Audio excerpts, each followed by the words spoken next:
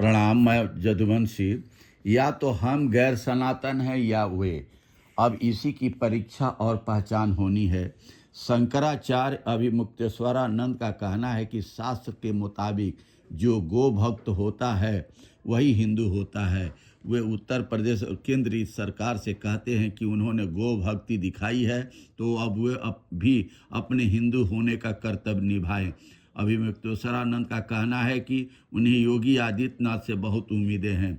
योगी मुख्यमंत्री होने के साथ गोरक्ष पीठ के महंत भी हैं, इसलिए उन्हें गौ माता को राजमाता का दर्जा दिलवाने के मौके से चूकना नहीं चाहिए। कांग्रेस प्रस्त होने के आरोप पर उन्होंने कहा कि जब हम भाजपा के साथ नहीं जा रहे हैं तो किसी और राजनीतिक दल के साथ कैसे जा सकते हैं। हम गौ माता के लिए आवाज़ उठा रहे हैं। गौ माता के लिए आवाज़ उठाना सरकारों को पसंद नहीं रहा है, चाहे पिछली सरकार हो या अभी की सरकार हो। सरकार चाहती है कि इस मुद्दे पर आवाज़ नहीं निकालो।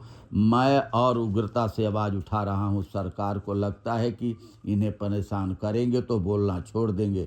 सरकार के मंसूबे पूरे नहीं होंगे। एक साधे सब सधे वाली नीति अपना रहे हैं। अगर शीर्ष को साध ले तो बाकी छोटे बड़े खुद ही सध जाएंगे। 1966 में इंदिरा गांधी की सरकार ने गौ भक्तों के ऊपर गोली चलवाई थी। उस अत्याचार के 60 साल हो गए हैं। 60 साल में मामला इतना आगे बढ़ गया। 60 साल के बाद हमने हिम्मत की है। वे चाहते हैं कि अगले 60 साल तक कोई और न बोले। यही है इस संघर्ष की मूल बात। उत्तर प्रदेश के वर्तमान मुख्यमंत्री खुद ही भगवाधारी है। गौ सेवा करते हैं, उनकी तस्वीरें पूरी दुनिया देखती है। फिर गौ माता को राजमाता या राष्ट्रमाता का दर्जा देने में क्या समस्या है।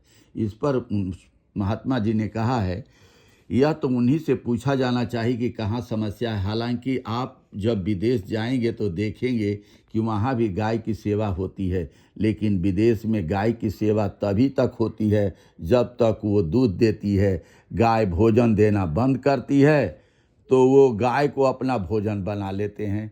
ये विदेशों की गाय की सेवा का अच्छा सेवा गाँवों को मिलता है। कोई गौ सेवा करता है इतने मात्र से यह नहीं कहा जा सकता कि वह गौ हत्या नहीं करेगा। कोई गौ सेवा करता है लेकिन उसी के राज्य में गौ मांस का इतने बड़े पैमाने पर निर्यात हो रहा है, यह पूरे देश का आधा यानी कि 50% है। कहा जाता है कि सब भैंस के मांस का निर्यात हो रहा है। जब खेप पकड़ी जाती है तो प्रयोगशाला में जांच के बाद उसके गौ मांस होने की पुष्टि होती है। जब जोगी जी उत्तर प्रदेश के मुख्यमंत्री बने थे तो 3.5 करोड़ गाय थी। माने पिछली सरकारों में 3.5 करोड़ गाय थी। आज भी 3.5 करोड़ है, मगर पूरे देश में गाय ज़्यादा है, उत्तर प्रदेश में भैंस ज़्यादा है। ऐसा कैसे हो गया।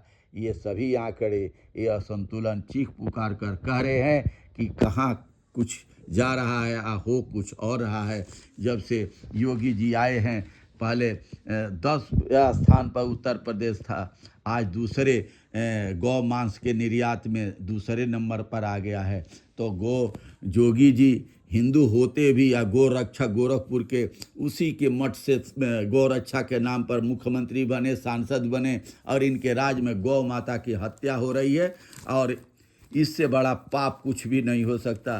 अगर योगी जी अगर अपने आप को हिंदू मानते हैं और धर्म के रक्षक हैं तो गौ माता को राष्ट्रमाता घोषित करें। उत्तर प्रदेश में तो प्रतिबंध लगाएं। बहुत बहुत धन्यवाद। नमस्कार, प्रणाम।